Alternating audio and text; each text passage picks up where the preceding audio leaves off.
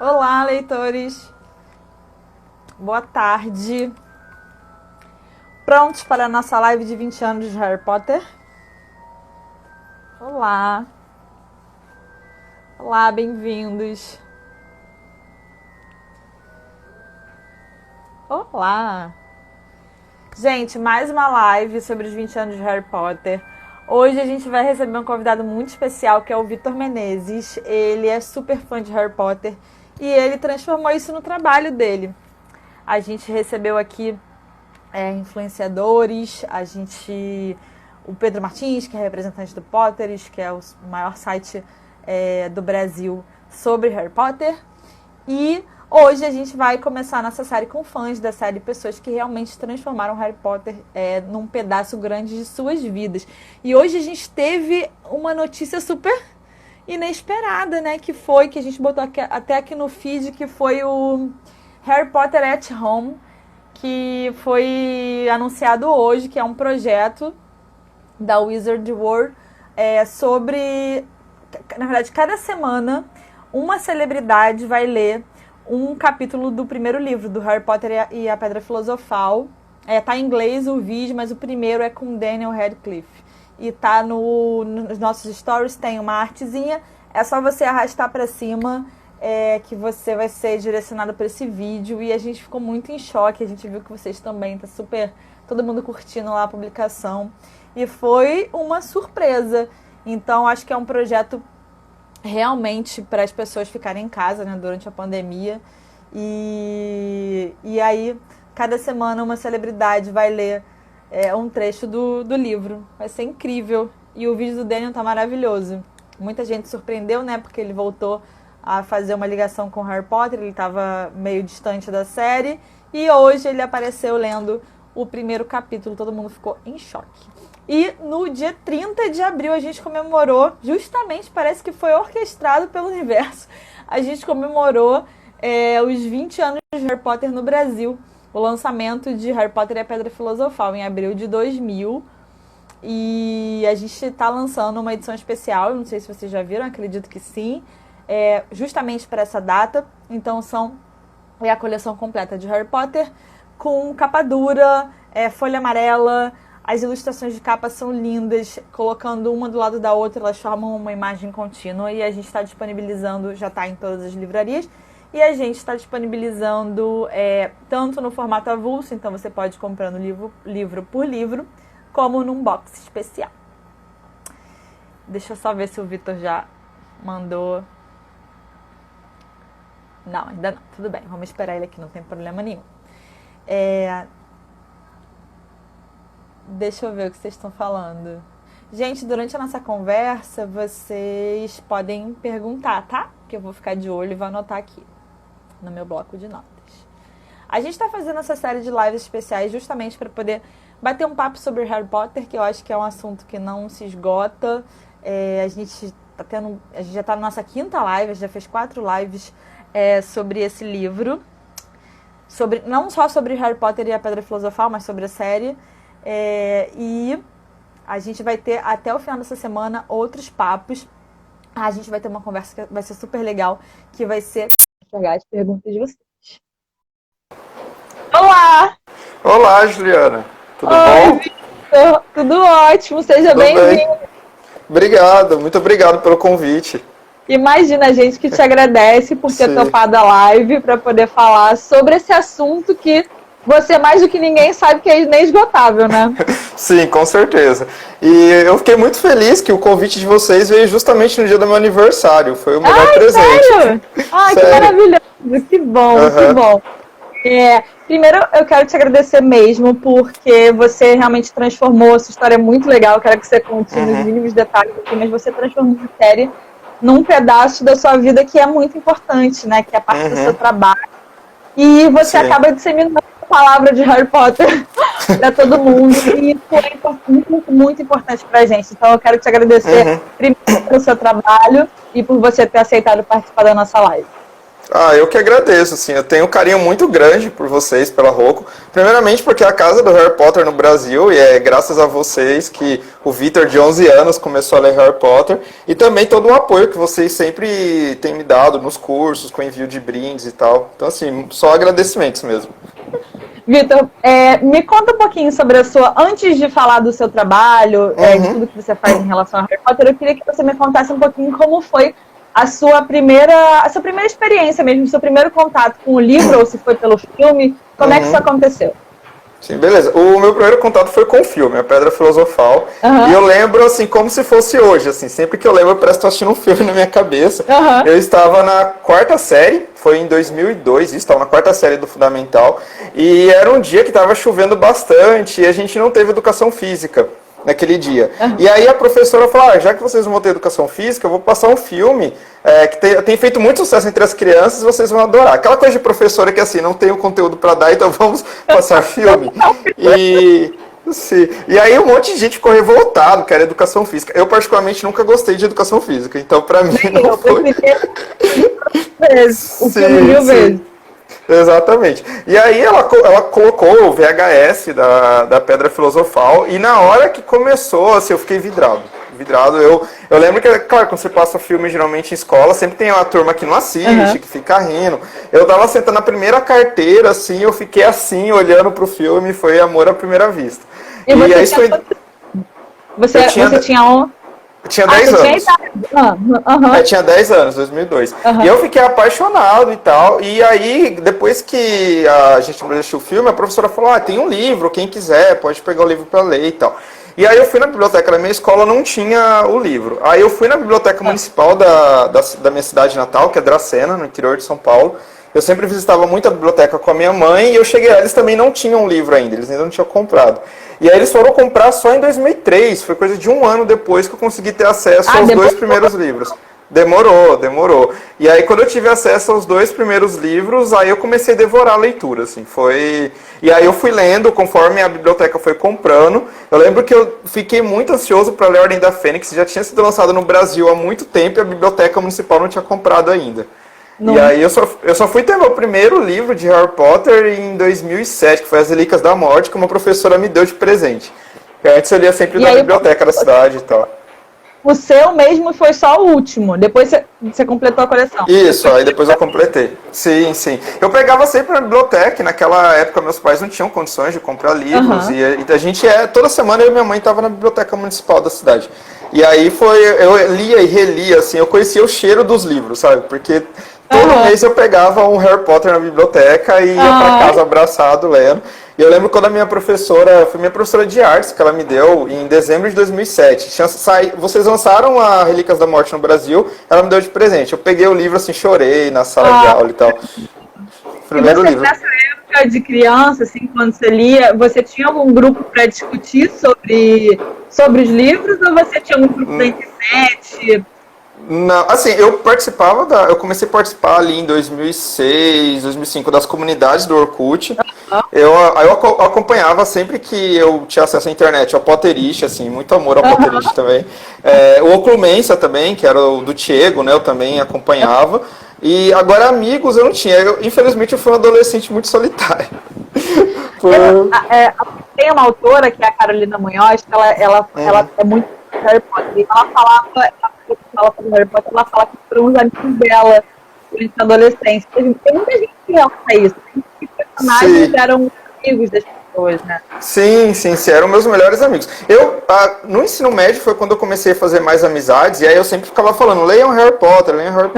Mas ali, entre os meus 11 e 14 anos, meus melhores amigos foram Harry, Ron e Hermione. E qual é a sua casa? Lufa-Lufa. Mas sempre foi ou você sofreu que a gente pensava que era uma coisa e depois era outra completamente diferente? Não, por conta dos livros, principalmente, do trio fazer parte da Grifinória. Então, quando eu era adolescente, eu falava, sou Grifinória e tal, porque eu não pensava, não podia existir no meu mundo eu estar numa casa que a Hermione não estivesse, que é a minha personagem favorita. Já falei. Eu ia te perguntar, mas já fala. A Hermione é minha favorita e tal, enfim, eu pensava, eu tenho que estar na mesma casa que ela.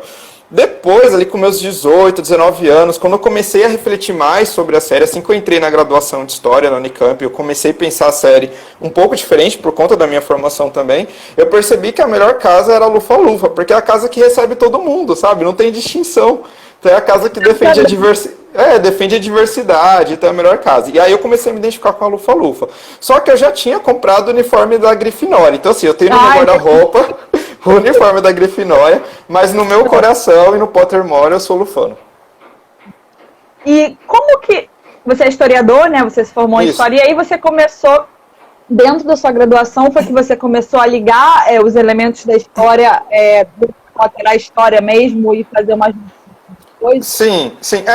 Quando eu estava no ensino médio, assim, eu já conseguia ver algumas relações, principalmente com as questões políticas, com as referências que ela faz ao nazismo e tal. Então, na minha época de ensino médio, eu já via isso. Inclusive, eu ficava defendendo Harry Potter com os meus amigos, falando, olha, Harry Potter fala sobre nazismo, sobre racismo, leiam. Mas é claro, quando eu entrei na graduação em História, em 2010, aí com o curso, com as leituras teóricas que eu tive, eu comecei a ver a série de uma outra forma.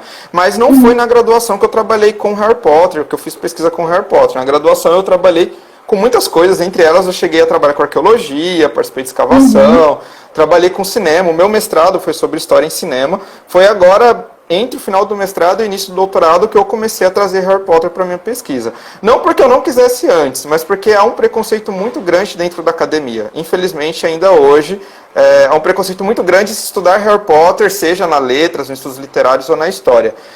Então, assim, Por que você acha que as pessoas ainda têm essa visão, assim? Porque a gente vai entrar um pouco mais no seu curso para pessoas acima de 50 anos, sim. Mas às vezes as pessoas ainda têm na cabeça de que que é um livro para criança, sendo que a gente sabe que não é, né? Quem é muito fã ainda tem esse preconceito e não lê porque acha que... Acho que não só sobre Harry Potter. O que você pensa sobre isso em relação aos livros em geral? Porque assim, eu li livro até para criança e sempre dá para você tirar alguma coisa de toda a literatura. Né? Sim.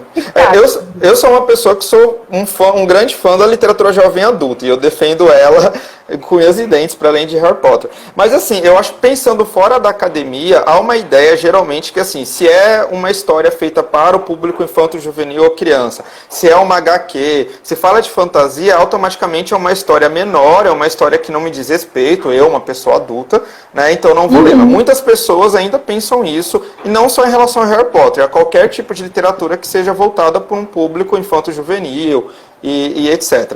Já na academia, há uma ideia extremamente preconceituosa e que, assim, grandes nomes da literatura defendem isso ainda hoje, que é, se um livro vendeu muito, significa que ele é popular, se ele é popular, todo mundo gosta, todo mundo lê, ele é ruim. É uma ideia de que assim, existe uma alta, eu odeio esse termo, mas que existe uma alta literatura que só os mais intelectuais vão ler e vão gostar, e existe uma baixa literatura. E existe também uma ideia como se fosse uma escada de leitura. Então assim, tudo bem você ter 15, 14 anos e ler Harry Potter, mas você está com 30 anos lendo Harry Potter ainda, então você tem algum problema. Sabe? Então, infelizmente tem isso.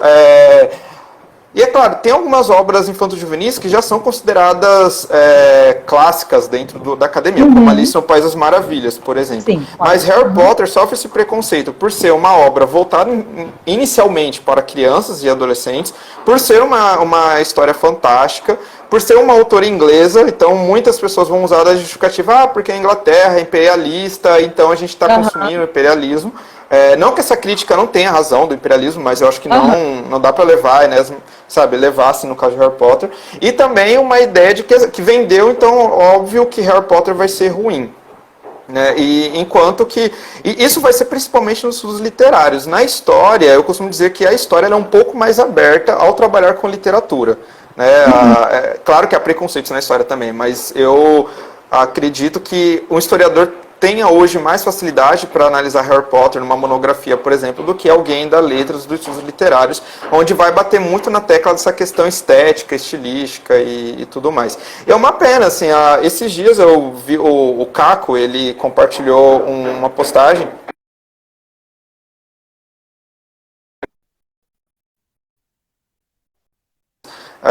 críticos literários do século XX, XXI e tal, especialista em Shakespeare. E ele, quando ele leu Harry Potter pela primeira vez em 2003, o Harold Bloom, ele falou que ele ficou horrorizado, que era o pior livro que ele já leu na vida dele, que as crianças estavam se tornando burras por ler Harry Potter, e que ele tinha certeza que Harry Potter ia sumir do mapa e ninguém mais ia se lembrar, fracassar. Nós estamos aí comemorando 20 anos de Harry Potter no Brasil, o que é maravilhoso, que é uma prova que o Harold Bloom estava errado, entendeu? Tudo bem, ele é um grande crítico literário, mas ele estava errado. Ponto. E aí você está falando dessa questão de realmente ser para adolescente, e você veio quebrar isso ministrando um curso para pessoas acima de 50 anos para Harry Potter. Como é que a ideia surgiu e como é essa aula na prática, assim, você falando para essas pessoas sobre a história? Beleza. Olha, ela surgiu de uma forma muito inesperada, assim. Não foi planejado previamente por mim. Eu comecei, quando eu estava no mestrado, eu entrei no mestrado em 2015, né? Como eu comentei, o meu mestrado, eu estudava cinema, questões de história e cinema, e eu comecei a me sentir muito solitário. A pós-graduação é um momento muito solitário. A graduação a gente tem um grupo de amigos, a gente faz trabalho. A pós-graduação é você, sua pesquisa, seus livros, assim, é terrível. E eu estava me sentindo muito solitário, e aí eu conheci, isso foi em 2016, eu conheci um programa de extensão da Unicamp, que é onde eu fiz a graduação e faço a pós, que recebia alunos acima de 50 anos. Eu pensei, olha, eu vou tentar dar aula para esse público, assim, eu vou falar um pouco da minha pesquisa, vou sair daqui de casa, estou trancado demais. E aí eu comecei dando aula nesse curso sobre a Roma Antiga no cinema, um tema extremamente específico que era do meu mestrado. Eu dei 2 cursos com esse tema. No final do segundo curso, teve algumas pessoas, uma delas é a Heloísa, que está aqui na live comentando. Abração, Elo. A Heloísa, ela também é uma grande fã de Harry Potter, e os netos dela, os filhos dela, todos são. E eu sempre falava, gente, porque o cinema, ele sempre diz algo sobre o momento em que ele está sendo criado e tal, todo filme diz respeito a esse momento histórico, e a literatura também. E sempre que eu falava da literatura, eu usava Harry Potter, que era o que estava mais fresco ali na minha memória. E aí, com isso, algumas alunas, entre elas a Heloísa, descobriu que eu era um grande fã, e elas falaram no final desse segundo curso, Vitor, por que você não dá um curso sobre Harry Potter? Faz de forma semelhante que você está fazendo esse sobre cinema, mas analisando Harry Potter. Eu falei, nossa, será? Eu falei assim, acho que não, o pessoal vai acabar comigo, vai ter problema, meu orientador vai me matar, que eu tenho que entregar a dissertação mês que vem, então, enfim, vários problemas. Mas elas falaram, não, a gente quer, e tem um público aqui na universidade que quer. O programa Universidade, como eu falei, é um programa de extensão. Atualmente ele recebe cerca de 1.500 idosos na Unicamp. E todas as aulas são gratuitas, e todos os professores, eu sou um dos professores do programa, nós damos aulas de forma voluntária. Que foi isso uma das coisas também que eu tive problema, porque quando caiu na mídia que eu ia dar o curso de Harry Potter, aí veio um monte de grupos... veio um monte de grupos políticos falando, porque tá usando verba pública mal utilizada para dar o curso. Não, eu não recebo nada da Unicamp para dar o curso de Harry Potter, né? O que eu recebo é minha bolsa da CAPES pela pesquisa de doutorado que eu faço. Mas enfim, voltando à história, então a Elo, junto com outras alunas, fizeram um abaixo-assinado para dizer, olha, a gente quer, sim, né? A gente votou que a gente quer o curso de Harry Potter, e aí eu criei o curso. E aí a primeira edição foi no segundo semestre de 2017, e aí eu criei usando as metodologias que eu já tinha trabalhado ao longo da graduação, do mestrado, que é entender a literatura como um documento do tempo em que ela foi escrita. Então, por exemplo, a gente pode entender diversos aspectos sociais, culturais, políticos, de gênero, lendo a Jane Austen, e a gente entende essas questões do século XIX, por exemplo. Então a Rowling, ao estar inserida no final do século XX, início do século XXI, ela vai criar uma história que está totalmente relacionada a questões do nosso tempo. Não é à toa que a gente vai encontrar ali questões políticas, de racismo, de gênero, que dizem respeito ao nosso mundo. Então eu pensei, dá para analisar Harry Potter com essa perspectiva, trazendo o meu conhecimento como historiador para a obra. E aí eu criei o curso, aí uma amiga minha, Tami, deu a ideia, falou, Vitor, escreve um Potterish, fala para eles que você vai dar esse curso, quem sabe eles divulgam. Aí eu escrevi, o Pedro e a Marina me responderam, maravilhosos como sempre, aí eles fizeram uma reportagem sobre o curso, e aí depois disso o curso estourou na mídia, aí foi parar no G1, na Folha de São Paulo, a Folha foi assistir a primeira aula do curso para fazer uma matéria. E aí, assim, teve um feedback muito legal, muitos fãs falando, eu não tenho 50 anos e quero assistir e tal. Teve muitas críticas, principalmente de grupos políticos conservadores, dizendo que o Harry Potter não é uma obra digna de ser estudada, eu deveria dar um curso sobre Machado de Assis e não J.K. Rowling. E mesmo grupos que falavam, você está usando verba pública para ficar falando de magia e tal. Enfim. E aí, a partir desse momento... Mas dentro das aulas, como é que foi como eles receberam os alunos? Sim. Olha, a recepção foi a série depois das suas aulas? Sim. Olha, o primeiro curso teve 100 inscritos, assim, foi uma procura enorme. E era 100 porque era o que cabia no auditório, mas tinha mais de 130 pessoas inscritas. A faixa etária era de 50 a 85 anos, que continua sendo ainda hoje, né? Eu continuo dando novos módulos do curso, é sempre alunos de 50 a 85 anos, a maioria na faixa ali dos 65, 70. Teve algumas pessoas que procuraram o curso achando que eu ia ensinar magia no curso, que eu fosse wicano, ou que eu fosse bruxo e tal. Tenho todo respeito a essas religiões, mas não sou bruxo, não me considero bruxo como religião, não é minha religião, nem sou wicano. Então algumas pessoas trancaram o curso, umas 4 ou 5, porque elas descobriram que era um curso sobre história e não um curso sobre magia. Daqueles que continuaram, eu acho que muitos ficaram surpresos, talvez, o que eu estava falando de Harry Potter. Havia um grupo, metade da sala já tinha lido Harry Potter, isso que é interessante, né? Teve um grupo que conheceu Harry Potter por conta do meu curso, mas metade praticamente já era fã de Harry Potter. E eu estou falando metade são pessoas de 60, 70, 80 anos. É uma prova que Harry Potter, ele pega leitores de todas as idades. E aí, o meu curso, ele ainda é focado em 4 questões principais. Como que a política aparece em Harry Potter, como que as questões de raça aparecem, como que as questões de gênero aparecem e também as questões de sexualidade. São 4 eixos que eu trabalho: política, raça, gênero e sexualidade, mas eu também trabalho com um aspecto cultural. Então, assim, vamos entender o que tem do Reino Unido que está se passando, que está passando para a obra, por exemplo. Eu sempre falo, o primeiro capítulo de Pedra Filosofal é riquíssimo em culturas britânicas. A gente encontra ali umas 7 referências, no mínimo, a questões culturais do Reino Unido. Está explicado ali no primeiro capítulo, né? Sim, exato. E no livro no Prisioneiro de Azkaban, por exemplo, eu adoro como a Rowling ela coloca na escrita o sotaque da work class, então o inglês é diferente. Então eu trabalho com essas questões culturais também no início do curso, e depois a gente parte para essas outras questões que aparecem. E aí a gente lê a obra, eu releio o livro junto com elas e com eles, e a gente discute em sala de aula. No início era uma oficina mais tradicional, que era só eu falando. Agora eu trabalho com 2 eixos, eu falo numa parte do curso, mas as alunas também agora fazem seminários, e elas apresentam também as suas leituras, para elas também contribuírem, né? Não ficar aquela coisa só eu, professor, falando, e elas só ouvindo. Para destrinchar um pouquinho esses aspectos que você falou, que claro que a gente tem um tempo limitado aqui, mas eu queria que você falasse um pouquinho sobre isso, que eu acho que é uma coisa muito interessante. Dentro desses aspectos políticos de gênero, o que você consegue destacar na obra que talvez as pessoas não consigam perceber lendo no primeiro momento, mas tem um paralelo forte que a gente vive na história? Beleza, vou tentar resumir o máximo aqui, porque é quase o curso inteiro, né? Mas, enfim, acho que as questões culturais eu já falei um pouco, né?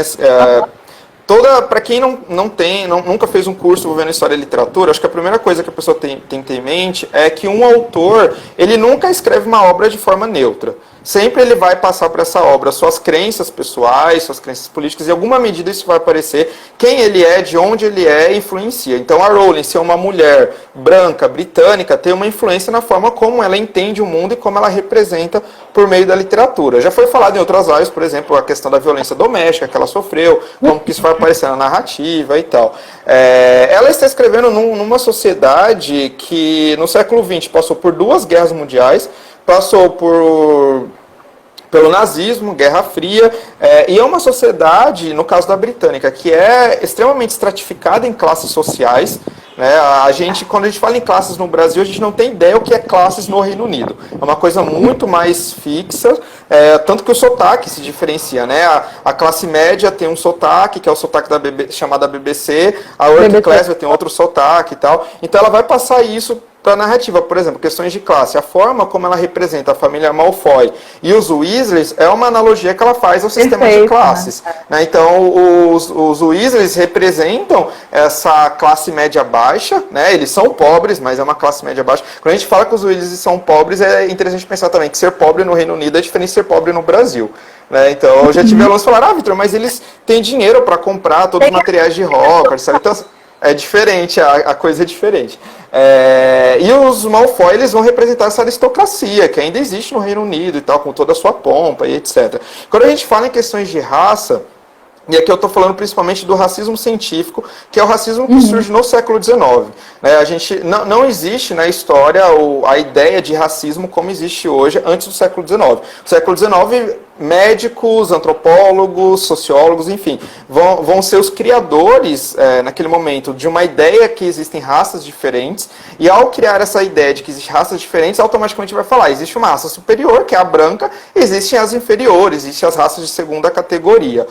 Resumidamente, isso é o que a gente chama de racismo científico, é quando a ciência passa a dar bases muito falsas, mas são bases para justificar as diferenças de raça que já existiam naquele tempo. Então, antes do século XIX, por exemplo, para falar do Brasil, a gente já tem escravidão pautada numa questão de raça, mas ali a gente tem uma justificativa muito mais religiosa, de que os negros são descendentes de determinado filho de Noé e etc. Enfim, no século XIX a gente vai vir a ciência medindo crânios e dizendo, olha, o negro ele é inferior porque ele é de tal forma e logo ele tem que ser escravizado. Ou ele tem que estar sob a tutela do branco. Então isso que a gente vai chamar de racismo científico. E o que a gente vive hoje, no século XXI, ainda é resultado... acreditar em isso. Exatamente. Então a ciência no século XIX, ela foi... Claro que nem todos os cientistas pensavam dessa forma, mas o discurso que saiu vencedor no século XIX é esse. Inclusive vai ser o discurso que vai dar base para o nazismo no século XX. Né? E aí quando a Rowling cria as diferenças de raças, ela vai fazer uma analogia criando puro sangue, trouxas, etc. Ela está fazendo uma analogia a essa ideia de raças que existe no mundo real no século XIX. Então a forma como os sangues puros se veem como superiores a outras categorias de bruxo é muito semelhante a como pessoas brancas europeias do século XIX, início do século XX, se viam em relação a moradores da África, da Ásia, etc. E é por isso que o termo sangue ruim é visto tão mal, né, no livro. Sim, quando o Malfoy chama a Hermione pela primeira vez de sangue ruim, e o Hagrid fica sabendo, meu Deus, ele usou esse termo. Sim, exatamente. Então aí é interessante que a Rowling ela traz esse tema para a obra dela de forma proposital. Ela quis fazer uma crítica ao racismo que existe no mundo real, levando para a obra. Tem uma fala dela, da entrevista que ela deu no Carnegie Hall em 2007, que eu adoro, que eu acho que resume muito Harry Potter. Ela fala, quando eu criei o mundo mágico de Harry, eu queria que ele fosse exatamente igual ao nosso mundo trouxa, que ele tivesse os mesmos problemas. Aí alguém vai falar, como ele vai ser igual ao mundo bruxo, é mágico? Não, mas o que ela está querendo dizer é que racismo, sexismo, machismo, tudo isso que existe no mundo real, o Harry também vai encontrar no mundo bruxo. É claro que, como ela está escrevendo uma fantasia, ela vai dando outros nomes, outras nomenclaturas, mas ela está se inspirando nessas questões reais. A própria ideologia do Voldemort, que é uma ideologia pautada no racismo, vai ser uma analogia ao nazismo, como que ele foi pautado nesse racismo científico e como que isso gerou perseguições e etc. Então, aqui para falar um pouco da questão do racismo. Tem também a questão do Salazar, né, em Portugal, Sim. E aí ela usou... Sim. Sim, a Rowling ela vai fazer muitas críticas ao que a gente chama na história de sistemas políticos autoritários. Né? A gente encontra desde no Salazar Slytherin, né, com essa referência ao principal ditador português. Naquele livro que vocês já citaram aqui na live, Vidas Muito Boas, que é um livro magnífico da Rowling, ela comenta em algum momento quando a experiência dela quando ela trabalhou na Anistia Internacional em Londres, ali no final dos anos 80, final dos anos 80, que ela teve contato com foragidos de ditaduras do continente africano e que para ela aquilo foi assustador. Ela conheceu pessoas que tinham conseguido fugir para a Inglaterra e denunciado o sistema ditatorial e por conta disso seus familiares foram assassinados. Ela conheceu pessoas que foram torturadas. E aí ela leva um pouco disso também, eu defendo nos cursos, para a experiência em Harry Potter, com os pais do Neville, por exemplo. Né? Essa questão da tortura que leva à loucura.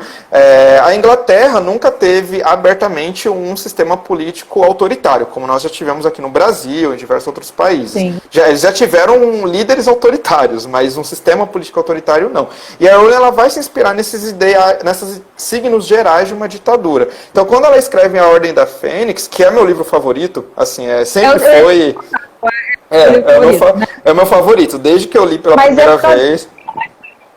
talvez. Então, ele começou a ser o favorito, porque quando eu li A Ordem da Fênix, eu tinha mais ou menos ali a idade do Harry, né, que tinha demorado para chegar na minha cidade e tal, e eu tava passando por um momento de muita revolta, adolescente revoltado, sabe, assim, por vários fatores eu me sentia revoltado com o mundo, me sentia incompreendido, e aí quando eu vi o Harry daquela forma, que muitas pessoas acham que ele tá um porre, mas ele é um adolescente que tá perdendo suas liberdades, que está sendo tratado como um louco e tal. E eu me identifiquei muito com o Harry naquele momento. Então A Ordem da Fênix ficou assim, meu livro favorito. E aí depois, quando eu comecei a analisar a obra e eu vi a carga política que o livro tem, aí assim, bati o martelo, né? Esse é o melhor para mim.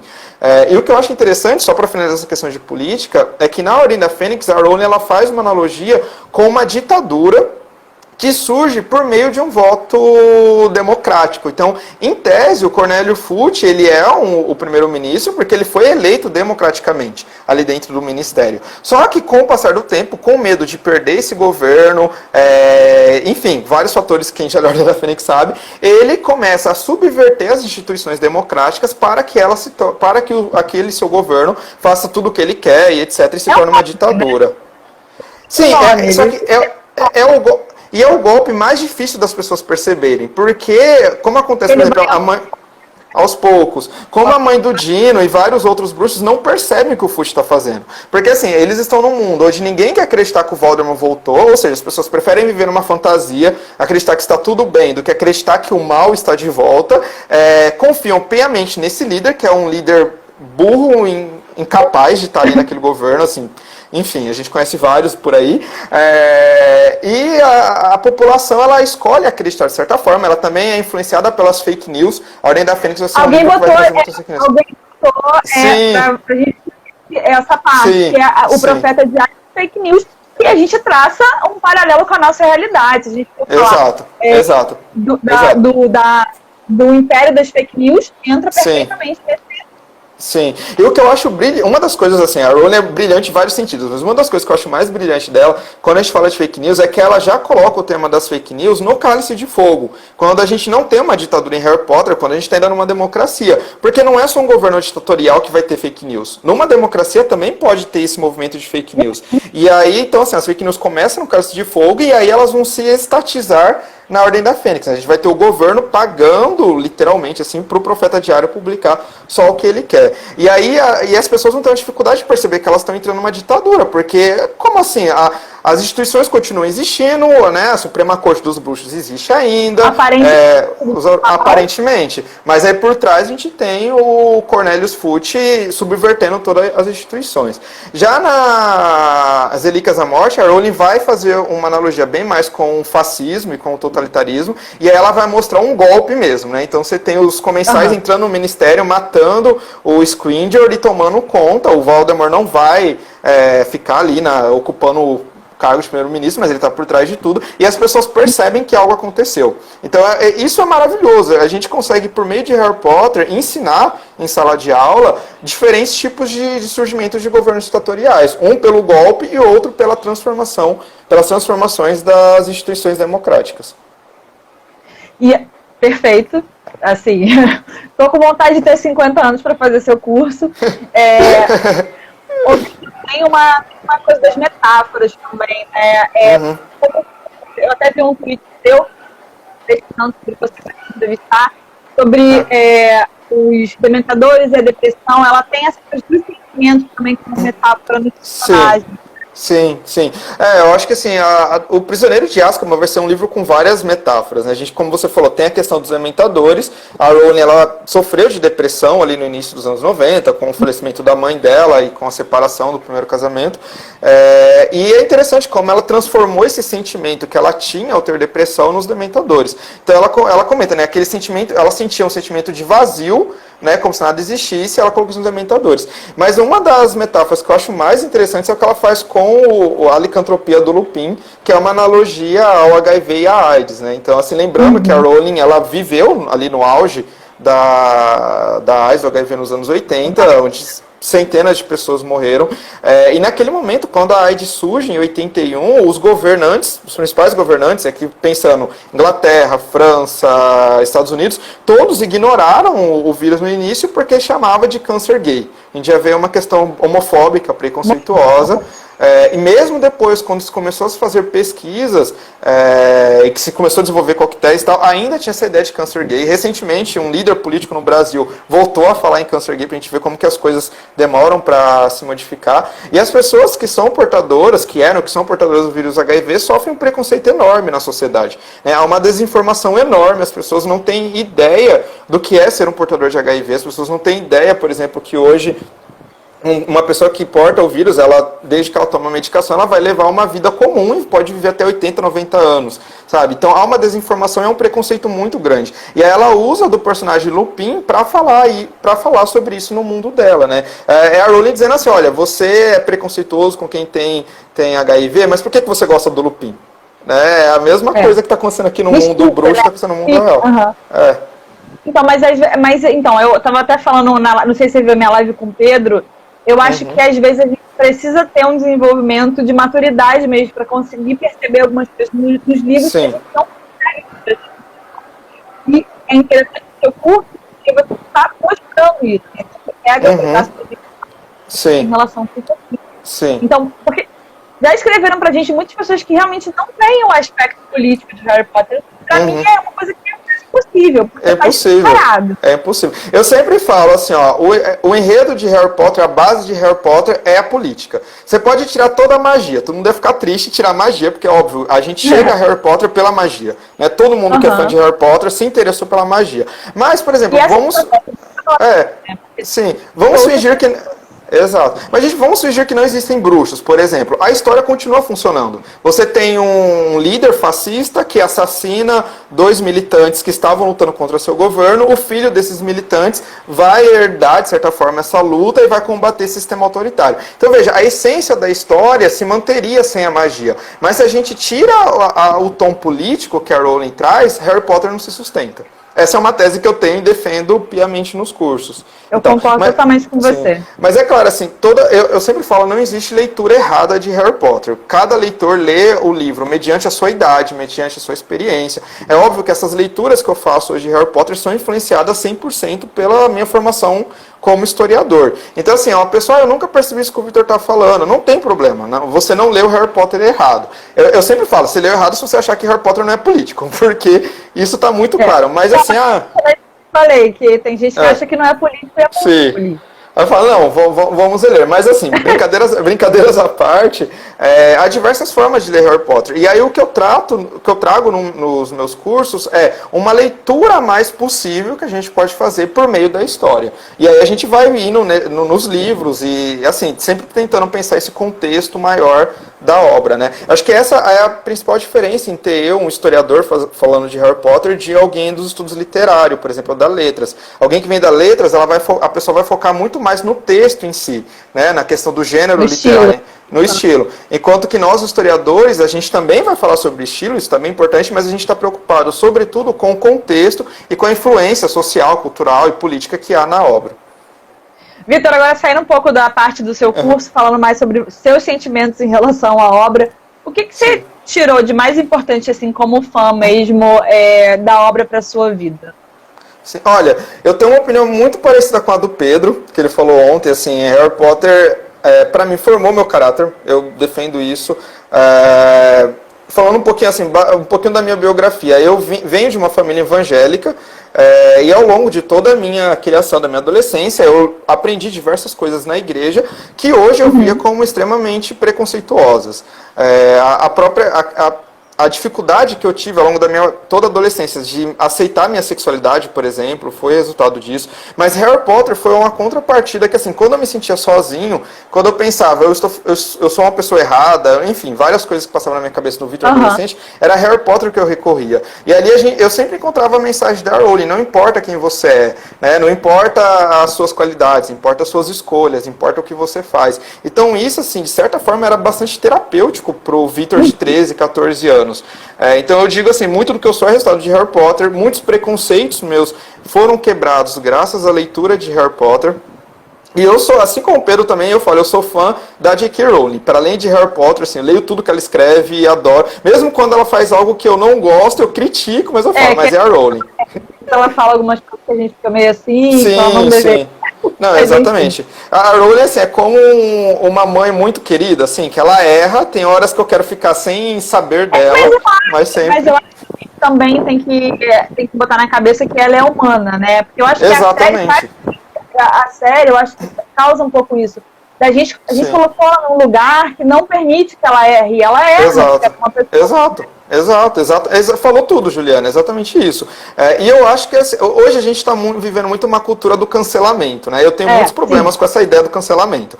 Assim, eu acho que há coisas que têm que sim ser criticadas, há pessoas que têm que sim ser, assim, tiradas de, sei lá, um cara que assediou uma atriz, um cara que bateu na sua esposa, na minha opinião, não deveria fazer parte de um filme, deveria sofrer, sim, represálias, mas eu acho que há coisas, às vezes a gente leva muito para um outro patamar, que a gente deveria pensar, olha, ela errou. Qual é o meu papel como fã? Criticar e deixar claro que ela errou e que eu não estou contente em relação a isso. Vou deixar de ser fã de Harry Potter da Rowling? Não, a Rowling faz parte da minha vida. Mas ela fez coisas que me deixam muito chateado. E aí, o que eu fiz? Fiz textos no Facebook, fiz postagens, falei em aula, falei, olha, discordo da Rowling tais e tais motivos. Mas ela é ser humana, ela erra. Ela não vai ser perfeita. Infelizmente, assim, a gente tem uma série de expectativas sobre os nossos ídolos, e a gente às vezes esquece que, como você falou, são humanos, eles vão errar. E cara, eu não estou aqui passando pano pra Rowling, gente, longe disso. Os comentários que ela fez e tal foram extremamente condenáveis, extremamente tristes de uma pessoa que escreveu Harry Potter. Mas estou querendo dizer que, assim, vale a pena a gente criticar, refletir e pensar, realmente vale a pena eu odiar essa pessoa, assim, coloca numa balança, né? Mas tem que ser criticado. Eu também sou contra a ideia de alguns fãs que falam, não vão criticar a Rowling. Não, quando ela faz algo errado, a gente tem que criticar. Eu acho que essa questão de criticar, até foi, a gente aprendeu com Harry Potter sobre isso, sobre pensar sobre o que e criticar mesmo. E exatamente. A Rowling ensinou a gente a ser chato. Ela ensinou assim. Você falou que seu personagem favorito é Hermione. Por quê? Hermione. Olha, quando eu era adolescente, da Harry Potter, eu queria ser Hermione. Assim, eu pensava, eu quero ser um cara inteligente, eu quero ser um cara amigo e tal. E aí eu tinha essa coisa, assim, já que eu não posso ser Hermione, eu queria que ela fosse a minha melhor amiga. E conforme eu fui relendo Harry Potter, isso sempre foi ficando muito claro. Hermione é uma grande personagem. Assim, ela é tão protagonista da história quanto o Harry, quanto o Ron e tal. E, de fato, se não fosse ela, o Harry teria morrido no primeiro jogo de quadribol da vida dele.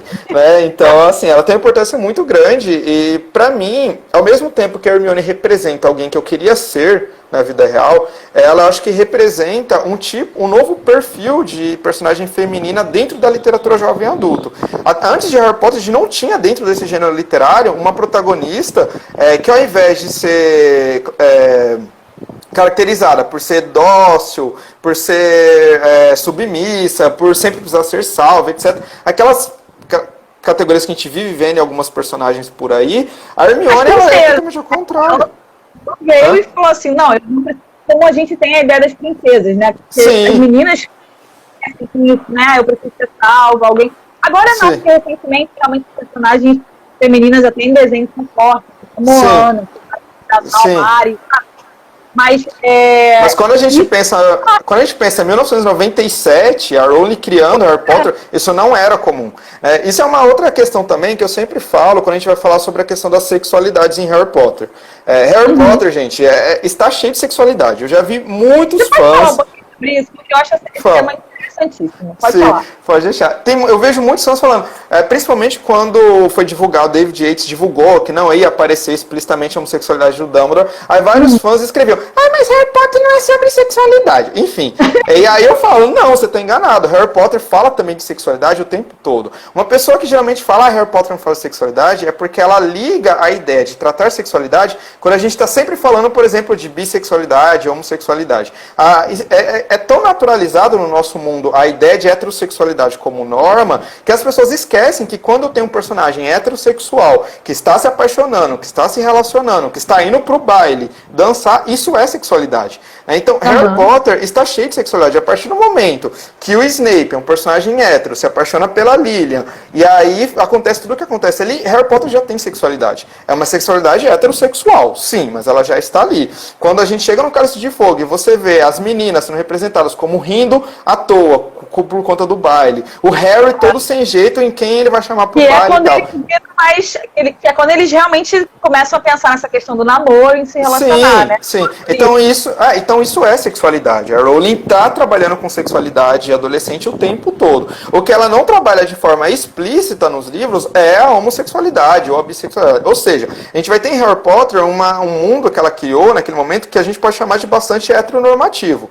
Não somente porque a gente tem personagens que, na sua maioria, são heterossexuais, vai ter só um que não é, né, dentro da narrativa, mas o próprio final dela, com exceção do Carlinhos Weasley, todos os personagens que sobrevivem à Batalha de Hogwarts casam. Com pessoas do gênero oposto em filho. Então, assim, e aí não estou dizendo que isso é um problema de Harry Potter, longe disso. Eu estou constatando que existe sexualidade em Harry Potter e é um livro heteronormativo. Quando ela, no Carnegie Hall, em 2007, ela anuncia que o Dumbledore é gay, e aí eu vejo muitas pessoas falando isso hoje. A Rowling falou isso porque ela queria ganhar fãs LGBTs. Ela falou isso porque ela queria falar de representatividade. Gente, 2007 não se falava no mainstream sobre representatividade, sobre LGBTs como se falam hoje. Hoje a gente está em 2020, hoje esse é um tema que, assim, tá na boca de uma criança de 7 anos, mas em 2007, imagina, 2007 só foi 2 anos depois de 2009 que a gente teve Glee, que é a primeira grande série infanto-juvenil que vai falar de LGBTs. Então, em 2007 não era uma pauta, ninguém ganhava leitores ao dizer que tinha um personagem gay na sua narrativa. Então, a Rowling não falou, eu acredito piamente, assim, e por meio da narrativa eu consigo ver isso também. Que pode até afastar, né? Exatamente, naquele momento mais afastava. E aí, assim, fazendo uma análise de gênero em Harry Potter, para mim, está de forma implícita na narrativa que o Dumbledore é gay.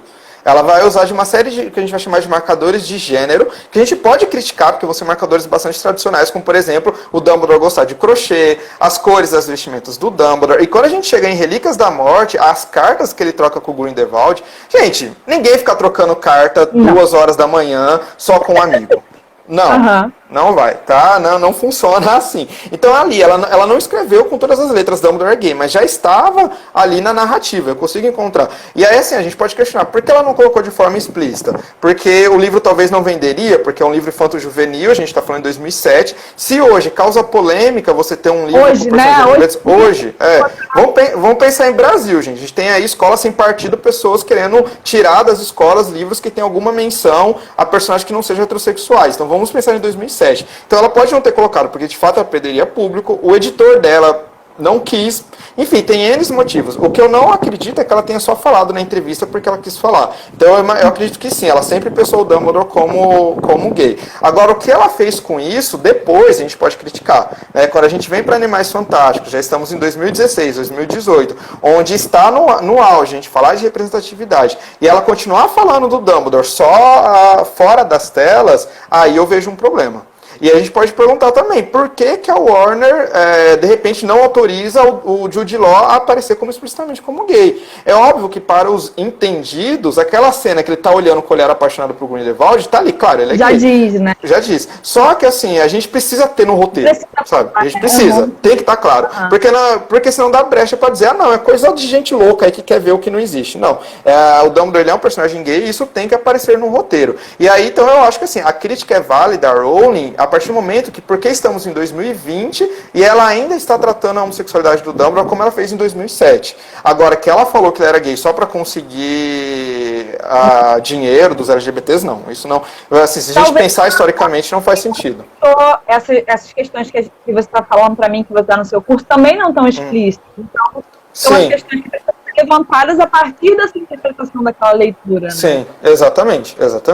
E aí, assim, é claro, e aí, se em algum momento, eu acredito, talvez no último filme, fique claro no roteiro que o Dumbledore sempre amou o Grindelwald. E aí depois a gente ainda pode criticar, mas está tendo representatividade em Animais Fantásticos, você tem 30 personagens, só um que é não hétero. Então, claro, isso é algo que a gente precisa questionar e debater.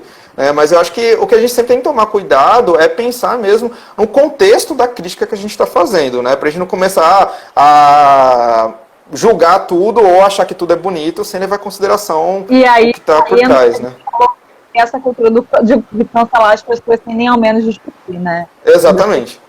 Exatamente. Vitor, eu queria muito saber a sua opinião sobre vários personagens, mas eu quero te perguntar sobre o Snape, porque ficou muito divertido. Eu queria muito saber a sua opinião sobre ele.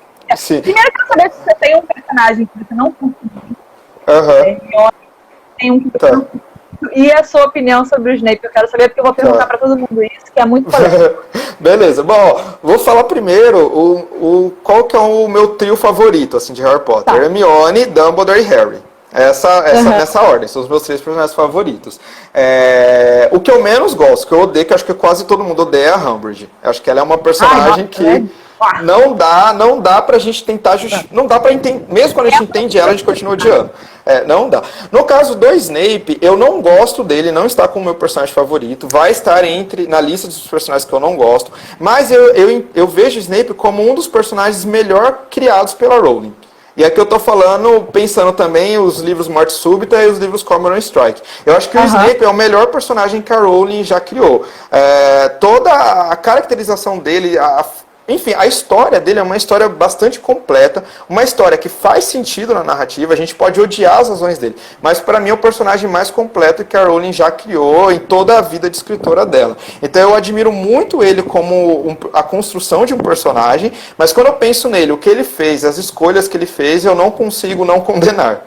Sabe, eu acho. E aí eu sempre lembro daquela frase, né? O que faz a gente não é nossas habilidades, as nossas escolhas. E Harry Potter, o tempo todo a Rowling vai trabalhando com essa ideia de escolhas no mundo mágico. E assim, o Snape, ele sofreu bullying dos marotos. Assim, os marotos são outros personagens que eu não gosto. Os fãs me julgam, vão me julgar agora. Mas assim, eu não eles são muito cruéis também, sim, né? Tem sim, isso. sim. E assim, eles me lembram os caras, os valentões da minha época de adolescência que queriam bater em mim e corriam atrás de mim na escola. Então assim, eu admiro muito o Sirius e o Lupin adultos, mas eles, adolescentes, eu tenho assim, tá num grupo de personagens que eu não gosto. Tenho horror aos marotos. Mas mesmo assim, mesmo os marotos sendo idiotas com o Snape, é uma escolha dele o que ele vai fazer. E foi como o Pedro falou, ele não pensou no Tiago, ele não pensou no Harry, ele só pensou nele. Ele amava a Lilian, ele queria que a Lilian fosse salva, que se dane o resto, sabe? E aí depois ele continua, a forma como ele trata os alunos, o bullying que ele faz com os alunos e tal. Então assim, como personagem, eu odeio, mas eu acho ele muito bem construído. Vitor, se você pudesse ser um professor de Hogwarts, qual você seria? Tem 2. A McGonagall ou o Lupin. Maravilhosa. O Lupin? Sim. O Lupin ou a McGonagall. Ele é muito bom. Ele é uma pessoa que eu teria salvo da Batalha de Hogwarts. Eu já ia te perguntar isso. Ele e a Tonks, pra mim, foi assim. Claro, eu sofri com a morte do Dobby e tal, mas quando aquele trecho que fala que o Lupin e a Tonks tinham morrido... Não, ali falei, a Rowling quer acabar comigo. Eu gosto bastante do Lupin mesmo, eu acho que o ideal de professor que ele tem, tanto ele como a McGonagall. A McGonagall é aquela professora que ela é rigorosa na hora que precisa, mas ela vai ser uma pessoa super gentil na hora que precisa, e ela está ali na sala de aula com o objetivo de passar o conhecimento aos seus alunos. E o Lupin vai ter isso também, eu acho que isso é o que eu sempre tento ser como um professor, que eu admiro, é aquele professor que, claro que ele vai sofrer adversidades, é claro que ele vai ter alunos chatos, como o Draco Malfoy, que vai ficar fazendo intriga, mas ele tem um compromisso muito grande em ensinar os alunos, sabe? Um compromisso ético, um compromisso político. Então, assim, eu acho ele como professor perfeito, assim como a McGonagall. E fora da Batalha de Hogwarts, quem você salvaria? Não só quem morreu na Batalha de Hogwarts. Talvez o Cedrico. Tadinho. O Cedrico? Jura? Sim. Foi a primeira... outra pessoa respondeu, mas ele não ia fazer diferença nenhuma. Não, eu salvaria o Cedric, porque assim, ele é o primeiro protagonista da Lufa-Lufa, que a gente vai conhecer, né? Então, assim, tadinho, tudo bem. Agora a gente tem o Newt, que é maravilhoso e tal. Mas eu teria salvo o Cedrico. E assim, pensando também na questão da narrativa, eu acho que se todas as mortes em Harry Potter, com exceção das batalhas de Hogwarts, porque a história não continua, mas todas as anteriores, elas impactam de alguma forma na vida dos personagens, né? Então a morte do Cedrico vai impactar em como o Harry vai ver a sociedade bruxa e tal. Mas se o Cedrico não tivesse morrido, eu acho que não teria mudado o enredo do livro quinto, então eu poderia salvar. Mas, por exemplo, o Sirius, que é um personagem que todo mundo adora, eu acho que a morte dele, assim como a morte do Dumbledore, é extremamente importante para a narrativa. É aquele guia do herói que uma hora tem que deixar o herói ir sozinho. Então, assim, para a narrativa funcionar, eles tinham que morrer.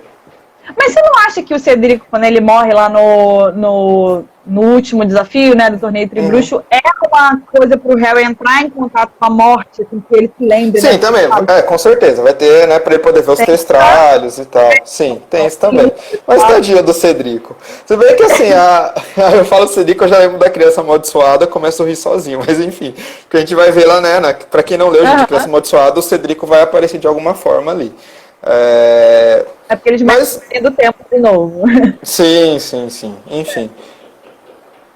E você acompanha Animais Fantásticos? Sim, você acompanho, sim. Não, é tudo, assim, eu falei, eu sou um cara que eu sou fã da Rowling, então, assim, tudo que ela escreve eu leio, tudo, sério, não tem nada que ela tenha escrito que eu não tenha lido. E Comor Strike é muito bom também. Eu adoro Comor... eu não adoro Comor Strike igual eu adoro Harry Potter, tem diferenças, eu tenho algumas críticas a Comor Strike também, mas eu acho magnífico, assim, eu tô louco pro livro 5, não vejo a hora que saia, que vocês publiquem também. Eu trabalhei também já com a série Comor Strike na Unicamp, com as pessoas acima de 50 anos. Eu acho magnífico, a Morte Súbita eu acho magnífico. Então, assim, tudo que a Rowling escreve eu tô sempre lendo. E Animais Fantásticos eu adoro, assim, eu adorei o primeiro filme e eu gostei. Não, eu falei, eu adorei o segundo filme também. Eu falei, eu sou um fã um pouco estranho, porque muitas coisas que as pessoas não gostam, eu gosto. Eu achei... Qual a sua expectativa pro próximo? Olha, eu ficaria mais tranquilo e confortável se fosse, as pessoas vão me julgar novamente, se fosse só a Rowling escrevendo o roteiro. Não me agrada, me preocupa, pelo seguinte fato, assim, como eu falei, quem nós somos como seres humanos, o nosso gênero, impacta na forma que a gente representa e cria o mundo. A Rowling tem uma forma muito específica de criar histórias e de representar histórias, de criar personagens femininas. A gente basta ler o roteiro de Criança Amaldiçoada, em que o argumento é da Rowling, mas o roteiro foi escrito por 2 homens. A gente vai ver umas questões aí que você fala, meu Deus, pra que isso? Por que eles estão fazendo com a Hermione? Do nada a Hermione vira uma pessoa mal amada só porque ela não casou com um homem, sabe? Tipo, isso não tem nada a ver com a Hermione que a Rowling pensa. Então eu tenho uns sérios problemas com isso. Quando a gente assiste os filmes de Harry Potter, assim, eu gosto dos filmes. O que eu vou falar agora não imaginei que eu não gosto, eu gosto dos filmes. Mas a gente tem ali um roteirista, um homem, né? O David... o Raymond Prutor, esqueci o nome agora do roteirista, mas que ele vai transportando a história para os filmes, e é claro que os filmes é uma adaptação, é claro que eles vão ser diferentes em algum momento do livro, mas o que me incomoda muito é a forma como ele cria as personagens femininas. Então a gente vê o exemplo da Gina, assim, tem uma cena, Enigma do Príncipe é um filme que eu tenho muitos problemas, assim, primeiro que todo mundo conhece aquela história que quando o Harry encontra o Dumbledore ali naquela estação de metrô em Londres, teria uma fala do Dumbledore que, quando eu era jovem eu conheci uma garota ruiva muito bonita. Sabe aquela coisa de tiozão falando, eu peguei várias mulheres, também vai pegar? O roteirista criou isso, do nada na cabeça dele. E a Rowling, ela já falou em entrevista, faz sentido nenhum. Sim, o Dumbledore é uma pessoa, assim, o Dumbledore é uma pessoa extremamente autocentrada e que não fala da sua vida pessoal para ninguém. Então ele nunca falaria sobre algum interesse amoroso com o seu aluno Harry. Para além disso, é você querer criar uma heterossexualidade no personagem que nunca estava explícita na narrativa.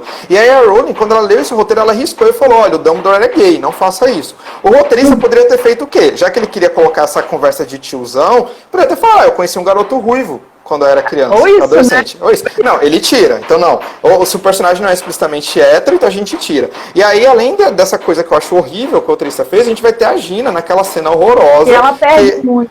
Né? Sim, aquela cena que ela se ajoelha pra amarrar o cadarço do Harry. Eu fiz um texto recentemente no Facebook, algumas pessoas falaram, mas você tá vendo caramiola. Não tô, gente. A gente analisar numa perspectiva de gênero... eu acho que quem os filmes antes não tem a força dela, quem leu o livro.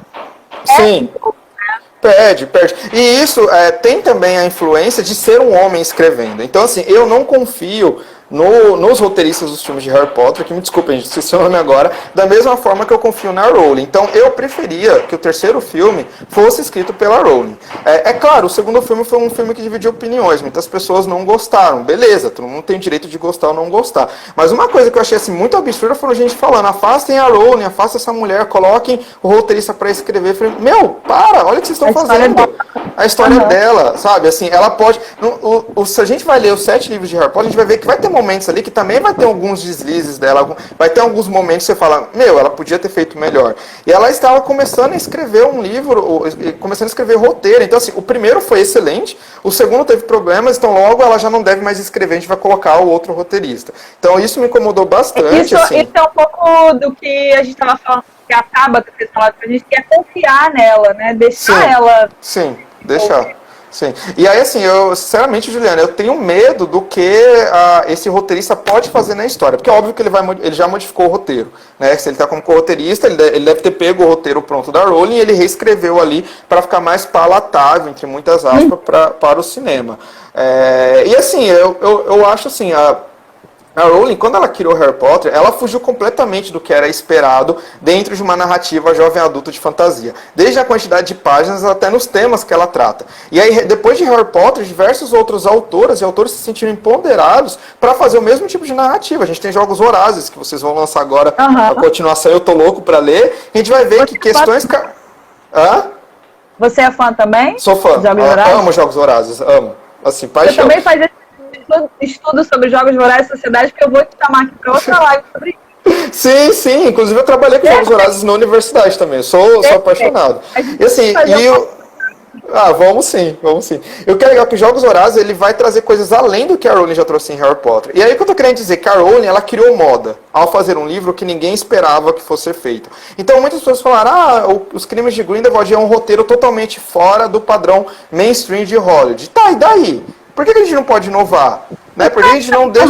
Tudo bem, entendeu? Eu, particularmente, como fã de Harry Potter, como fã de cinema, e eu sou uma pessoa muito chata com roteiros e tal, tanto que, assim, fazendo um comentário também, que quase todos os fãs falam que adoram O Prisioneiro de Azkaban, o melhor filme.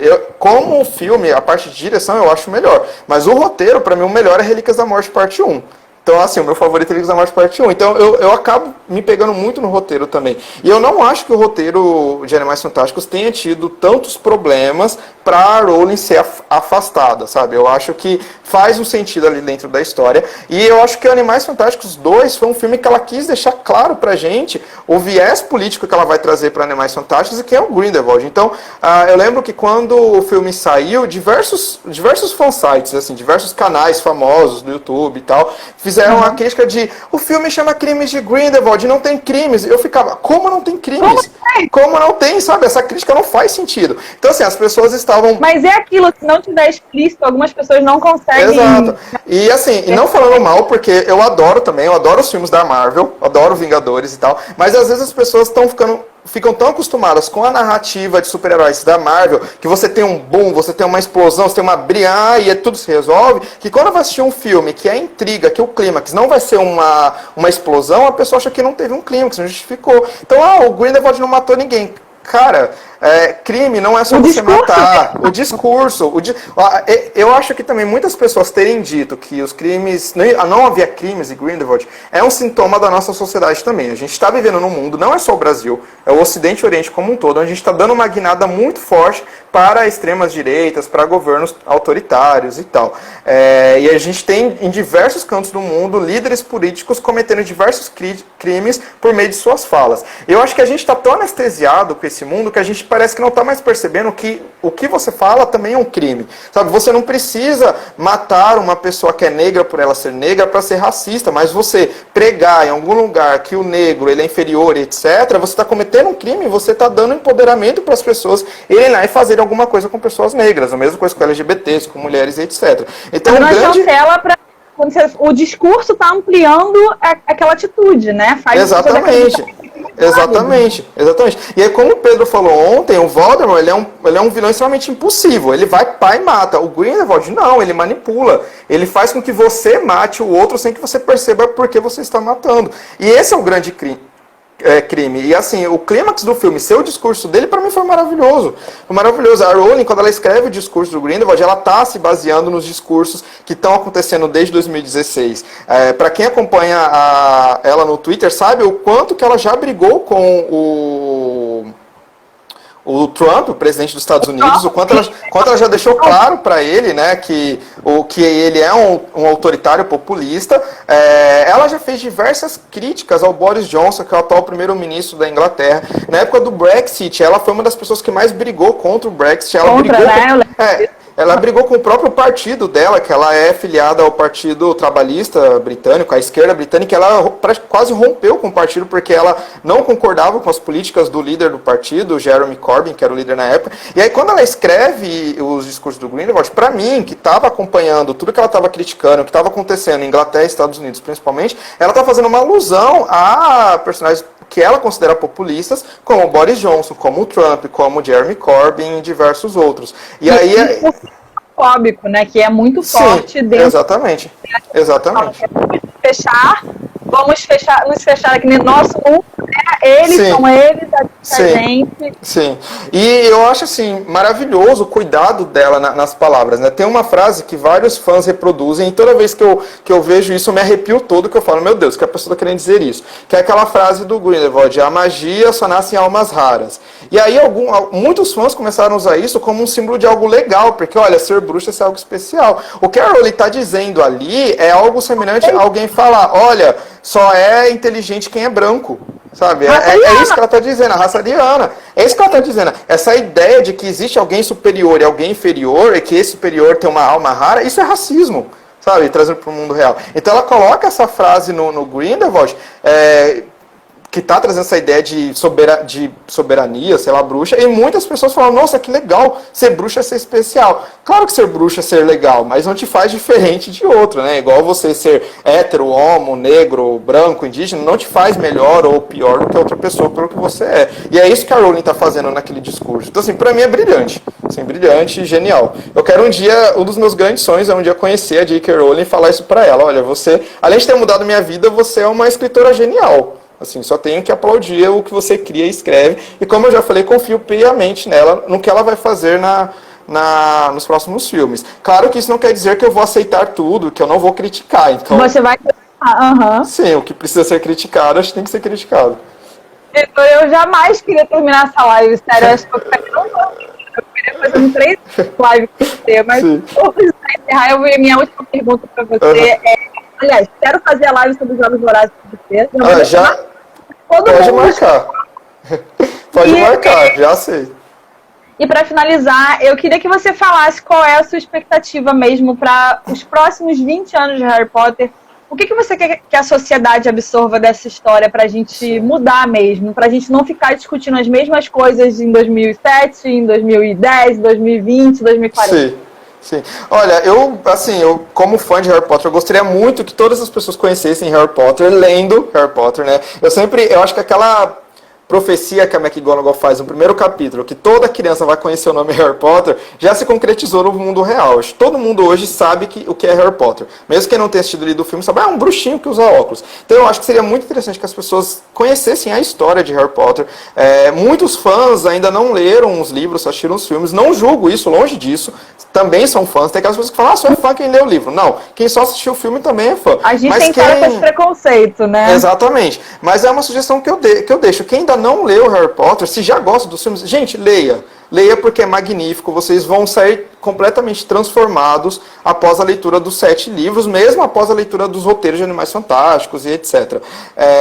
Então acho que seria legal que mais pessoas lessem, eu gostaria muito que mais pessoas se tornassem cientes desses problemas que existem no nosso mundo real e que a Rowling traz na narrativa dela. Harry Potter pode ser utilizado para diversas coisas, e uma delas, como eu faço nas minhas aulas, como material didático para a gente pensar o nosso mundo. Eu espero que a Rowling viva muitos anos ainda, espero que ela viva ali até os seus 100, 110 anos, e que ela escreva muitas coisas.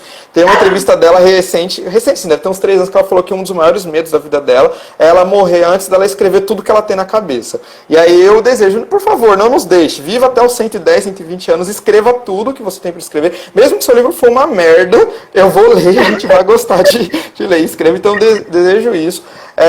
Desejo que vocês, editora Rocco, cresçam cada vez mais vocês façam edições maravilhosas de Harry Potter. A gente que é fã, a gente adora. Às vezes a gente não compra no momento que foi lançado, porque tá caro, mas sempre tem as promoções e a gente vai lá e compra. Eu falo por mim mesmo, mas eu sei que praticamente todos os fãs fazem isso. O box de vocês agora tá maravilhoso, assim, então eu espero que a Rocco continue sendo a casa de Harry Potter por muitos anos aqui no Brasil. Vocês fazem um trabalho maravilhoso, brilhante, assim, de tradução, de edição, é uma coisa impecável. Só tenho que agradecer novamente. Uma coisa que eu tenho, assim, já quase plena certeza é que Harry Potter já se tornou um livro clássico. Ele já se tornou um livro que vai passar anos e que ele sempre vai ser citado, sabe? Assim, claro, a Jane Austen, Charles Dickens, que hoje são considerados os grandes nomes da literatura inglesa, quando eles escreveram, ninguém considerava eles grandes escritores. Mas justamente pelos temas que eles tratam, que eram temas extremamente atuais do seu tempo, e pela conjunto de fãs que foram sempre lendo e relendo, hoje esses autores fazem parte do cânone da literatura inglesa. E eu acredito que o mesmo vai acontecer com Harry Potter. Harry Potter é uma obra que fala muito do nosso tempo, e é uma obra que as pessoas não pararam de ler. A gente vê que tem aí outras séries, inclusive ontem eu fiz algumas postagens não zoando, mas criticando a autora de Crepúsculo, que ela voltou a escrever, mas ela vai escrever a mesma história pela terceira vez. E eu fiquei, gente, por que ela não cria outras histórias? Porque vai ser uma outra visão, né? Do outro uma outra visão. Mas eu também li Crepúsculo, gosto de Crepúsculo, nada contra. Mas o que eu acho interessante é a gente pensar, Crepúsculo foi uma série que fez muito sucesso quando saiu. Mas depois ela praticamente foi esquecida. Enquanto a gente vê que Harry Potter não. Harry Potter é 23 anos de publicação no Reino Unido, 20 anos no Brasil. E ele está todo ano tendo novos leitores, todo ano novas coisas surgindo. Então eu acho que Harry Potter já é um clássico da literatura inglesa. Quer as pessoas acadêmicas gostem ou não. E uma outra coisa que eu desejo é que mais pessoas estudem Harry Potter, como eu tenho estudado dentro da universidade. O curso, quando eu dei a primeira edição do curso de 2017, foi o primeiro curso sobre Harry Potter numa universidade brasileira. Já tinha tido curso sobre Harry Potter em universidades americanas, universidades britânicas, mas no Brasil nenhuma universidade tinha feito um curso sobre Harry Potter. Já tinha acontecido, por exemplo, na própria Unicamp, tem um professor que eu adoro, Jefferson Cano, que é um professor da Letras, que ele já tinha trabalhado com a Pedra Filosofal em um curso que ele deu na graduação em Estudos Literários. Mas a primeira vez que teve um curso só sobre Harry Potter foi em 2017. E o que é legal é que depois disso, outras universidades começaram a fazer. Então depois disso, a USP abriu um curso, a Universidade de Santa Maria abriu um curso, o MIS de São Paulo abriu um curso, com pessoas de outras formações falando outras coisas. Então eu espero que esse movimento continue. Eu espero que Harry Potter entre de vez na academia, porque é uma obra que merece sim ser estudada. A gente tem que estudar os fãs de Harry Potter também, sabe? Tem pesquisas maravilhosas, como aquela que o Pedro citou, que foi feita por universidades britânicas e italianas, que estudaram os fãs de Harry Potter, comprovaram que pessoas que leem Harry Potter tendem a ser menos preconceituosas. Então eu acho que essas pesquisas têm que ser feitas no Brasil também. E assim, eu desejo isso.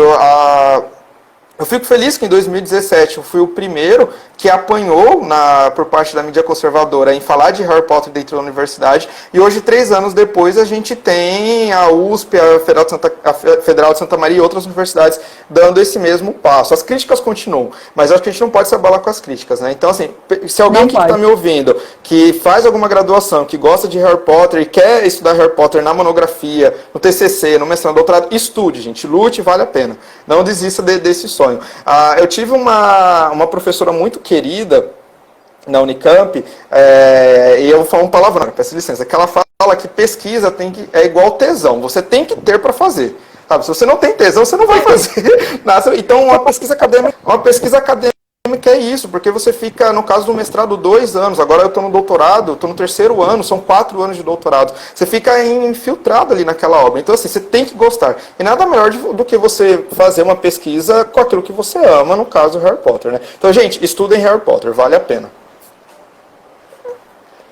Vitor, assim, eu nem sei como te agradecer. Realmente foi uma live incrível para mim, inclusive, porque eu estou feliz de estar nessa live, para você ter uma ideia. Obrigado. Desculpa eu ter falado muito também. Isso é mal de professor, falar sem parar. Eu ficaria 3 horas escutando você tranquilamente. Eu adorei muito essa live, de verdade. Sim. E eu quero te agradecer.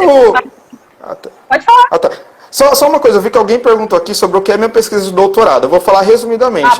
O meu doutorado agora eu faço no Departamento de Gerontologia da Unicamp, que fica na Faculdade de Ciências Médicas. E na minha pesquisa eu tenho feito uma pesquisa interdisciplinar que junta a história, a literatura e a gerontologia. Para quem não sabe, a gerontologia é uma área da ciência preocupada em entender o envelhecimento. Então, na minha pesquisa agora, eu uso as minhas oficinas, eu aplico oficinas para o público idoso, falando de Harry Potter e história, e eu estou estudando o impacto da leitura e do ensino de história na vida desses idosos. E aí o fio condutor dessas oficinas é Harry Potter. Então Harry Potter está fazendo parte do meu doutorado, mas principalmente eu quero entender qual o impacto, seja positivo, seja negativo, na vida dessas pessoas que decidem voltar para os bancos escolares e que decidem que eles querem ter aula sobre Harry Potter. E aí o que eu já, só dando alguns spoilers de alguns dados que eu já consegui com a pesquisa, é que pessoas que têm participado das minhas oficinas têm conseguido controlar melhor, por exemplo, a depressão, tem conseguido fazer amizades, tem criado sociabilidade. Então, por exemplo, hoje eu leio Harry Potter, chego em casa, converso com o meu neto, que também já leu. Ou seja, eu estou conseguindo descobrir coisas bastante legais, pensando nesse bom envelhecimento. Né? Como o pessoal da Geronto sempre fala, eles sempre falam, não basta simplesmente envelhecer, mas você tem que envelhecer bem. E aí o que eu estou tentando trazer também é o impacto da leitura nesse bom envelhecimento. Perfeito, Vitor. Muito obrigada mesmo, é incrível o seu trabalho. Eu estou encantada realmente com essa live. Eu queria muito te agradecer. Eu que agradeço. Que a gente realmente caminhe esse ano dos 20 anos de Harry Potter juntos e que mais pessoas leiam e o seu... Sim. Sim. Juliana, muito obrigado. Mais uma vez, muito obrigado a todos vocês da Roku. Muito obrigado a você pelo convite. Assim, eu adorei a experiência. Estava um pouco ansioso e assim, foi muito legal. Se alguém quiser, alguém perguntou também se eu faço os cursos online. Verdade. Quem quiser me seguir no Instagram, tem o meu Instagram pessoal, que é Victor_Menezes92, e tem o Instagram e a página do Facebook que eu publico textos analisando Harry Potter, que é para além de Hogwarts. Vocês encontram tanto no Instagram quanto no Face. Toda semana eu faço algum texto curto analisando as coisas que eu falei aqui com vocês. E devido à quarentena, principalmente, como eu não estou podendo dar as aulas na Unicamp, eu criei um canal no YouTube, que está bem no começo, eu estou aprendendo a como fazer vídeo pro YouTube, assim, eu não sabia, tô aprendendo a editar, então quem for assistir, peço desculpa porque a edição ainda não tá às mil maravilhas. Mas eu tô filmando algumas videoaulas e postando no canal. O canal é Victor Menezes Historiador, vocês acham? Então já tem lá videoaula sobre Harry Potter, algo bem geral. Eu fiz uma videoaula sobre Jogos Vorazes, se vocês quiserem assistir, e eu tô fazendo sobre outros livros também. E aí se tudo der certo... Assim, vou compartilhar o seu canal para as pessoas seguirem também, caso elas não encontrem, eu vou compartilhar. Muito obrigado, Juliana. Perfeito. E aí, se tudo der certo, no segundo semestre eu estou com um projeto de fazer uma edição para o canal do curso que eu tenho dado na Unicamp. Aí seriam 8 aulas de 50 minutos, eu disponibilizaria, mas é um projeto para o segundo semestre. Perfeito, Vitor. Muito obrigada, viu? Muito obrigado, Juliana. Até mais. Tchau, tchau. Gente, nem sei o que dizer dessa live.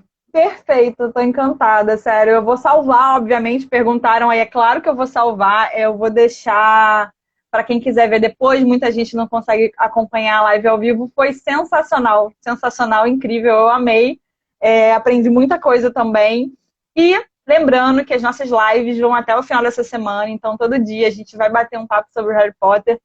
Hoje a gente falou muito sobre política, sobre as metáforas de Harry Potter, e lembrando, então, que a gente está nessa comemoração dos 20 anos do primeiro livro no Brasil e que a gente tem as edições comemorativas que estão disponíveis nas lojas online e tem também delivery. Algumas livrarias, óbvio, por conta da pandemia, estão fechadas. Então, algumas livrarias estão fazendo um esquema de delivery.